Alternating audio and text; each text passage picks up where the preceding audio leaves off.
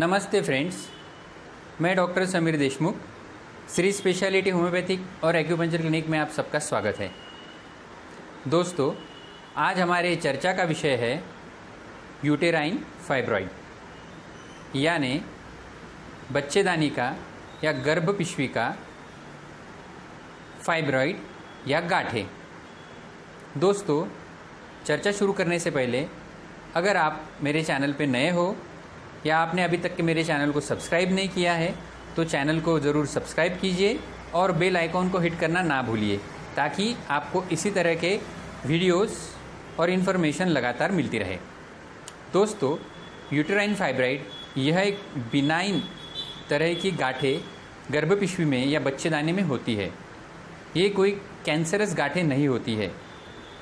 Most of the time 90% ये गांठें benign या नॉन कैंसरस होती है। रेयरली ये कैंसर में कन्वर्ट हो सकती है। दोस्तों, यह गांठें फाइब्रस टिश्यू की और चर्बी, ये दोनों टिश्यू मिलके बनती है और यह गांठें गर्भपिशवी में कहीं पर भी हो सकती है। साथ ही साथ ये गांठें मल्टीपल होती है, सिंगल भी रह सकती है और मल्टीपल भी रहती है, और इनकी साइज़ भी वेरिएबल होती है। छोटे पीनट से लेके, मटर के दाने से लेके तो आंवला फल तक, या कभी कभी रेयर कंडीशन में गेंद जितनी बड़ी भी गांठें ये बन सकती है। दोस्तों, अभी हम जानेंगे ये गांठें बनने का कारण क्या होता है। मोस्ट ऑफ द टाइम गर्भपिशवी में गांठें बनने का मेन कारण हार्मोनल इरेगुलरिटीज़ होता है, और दूसरा कारण जेनेटिक्स यह होता है, या फिर हेरिडिटी फैक्टर भी इसके लिए जवाबदार होता है। दोस्तों, यूटेराइन फाइब्रॉइड यह कंडीशन जनरली फर्टाइल एज में देखा जाने वाला एक कंडीशन है। यानी गर्भधारणा जिस उम्र में लेडीज़ को होती है उस एज में ज़्यादातर के गांठें गर्भपिशवी में देखी जाती है, या पोस्ट मेनोपॉजल भी यह गांठें देखे जा सकती है। दोस्तों, यानी लगभग 17 से 18 एज से तो 45-55 साल के एज तक की गांठें देखे जा सकती है। दोस्तों, अभी हम जानेंगे कि इसके सिम्टम्स क्या होते हैं।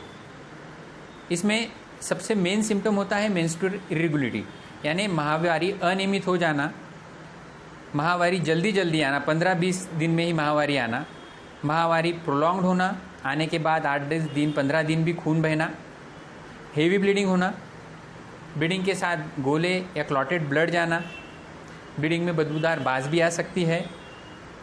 बहुत से बार पेशेंट को डिस्मेनोरिया ये सिम्टम होता है, यानी माहवारी के टाइम निचले पेट में बहुत ही ज़्यादा दर्द पेशेंट को महसूस होता है।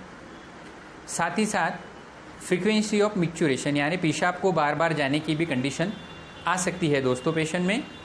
साथ ही साथ पेशेंट को इनफर्टिलिटी, यानी फीमेल को बच्चा न होना या प्रेगनेंसी रहने के बाद एबॉर्शन हो जाना, यह भी कंडीशन देखी जाती है। दोस्तों, साथ ही साथ लो बैक पेन, कमर में दर्द और मूड स्विंग होना, यानी डिप्रेशन, चिड़चिड़ा, ऐसे लक्षण भी देखे जाते हैं। दोस्तों, यूटेराइन फाइब्रॉइड के लिए जनरली अलाइड साइड में सर्जरी, यानी गर्भपिशवी को निकाल देना हिस्टेरेक्टोमी सजेस्ट की जाती है।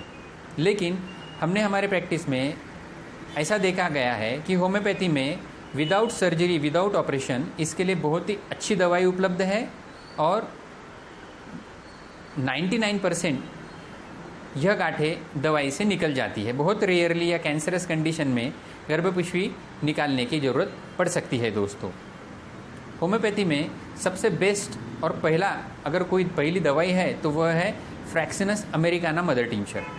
यह मदर टिंचर 10 से 15 बूंद आधे कप पानी में दिन में 2 से 3 बार देना चाहिए। यह मदर टिंचर बहुत दिन तक के देना पड़ता है, 4 से 8 महीने तक के देना पड़ता है। और साथ ही साथ इस कंडीशन में हम पेशेंट को हर 2 मंथ में सोनोग्राफी करने के लिए कहते हैं, ताकि हमें मेडिसिन के एक्शंस पता चले और मेडिसिन को हम बढ़ा सके और बदल सके। दोस्तों, अगला मदर टिंचर है थैलस बर्सा पेक्टोरिस। यह मदर टिंचर गर्भपिशवी के गांठों के साथ साथ हेवी ब्लीडिंग और क्लॉटेड ब्लीडिंग इसमें देखी जाती है। यह भी मदर टिंचर 10 से 15 बूंद आधे कप पानी में दिन में 2 से 3 बार दिया जाता है। दोस्तों, अगली दवाई है ऑरोमूर नाइट्रोनेटम। यह मेडिसिन 3x पोटेंसी में दिन में 3 बार दी जाती है दोस्तों। यह भी मेडिसिन गर्भपिशवी के गांठों के लिए बहुत ही अच्छी दवाई देखी गई है दोस्तों। अगली दवाई है कैल्केरिया कार्ब 30। यह दवाई 30 पोटेंसी में दिन में 2 बार देने से गर्भपिशवी के गांठें धीरे धीरे करके पिघल जाती है दोस्तों। अगली दवाई है थूजा 30। यह मेडिसिन हफ्ते में 1 बार 1 डोज दिया जाता है दोस्तों। इसके भी बहुत ही अच्छे रिजल्ट देखे गए दोस्तों।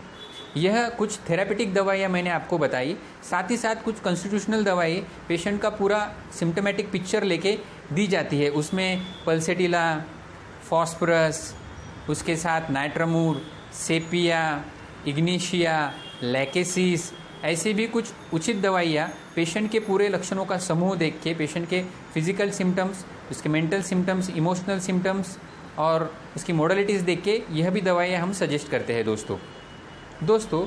यूट्राइन फाइब्रॉइड यह एक सर्जिकल कंडीशन में आने वाली बीमारी है, तो मेरा आपसे यही सुझाव है या सलाह है कि आप इसकी दवाई घर पे ना करें। आपके किसी भी नज़दीकी होम्योपैथिक डॉक्टर से सलाह लेकर ही इसकी दवाई कीजिएगा दोस्तों। साथ ही साथ आपको अगर हमारी सलाह लेना है तो आप हमारे व्हाट्सएप नंबर पर कांटेक्ट करके हमसे भी सलाह परामर्श और दवाई कुरियर से आपके घर तक पा सकते हैं दोस्तों। अगर आपको आज का यह मेरा वीडियो अच्छा लगा है तो वीडियो को ज़रूर लाइक कीजिएगा दोस्तों और शेयर करना मत भूलिएगा। और आपको अगर किसी नए टॉपिक पे जानकारी चाहिए या कुछ सलाह चाहिए तो हमें व्हाट्सएप ज़रूर कीजिएगा दोस्तों। Thank you very much. स्वस्थ रहिए, मस्त रहिए।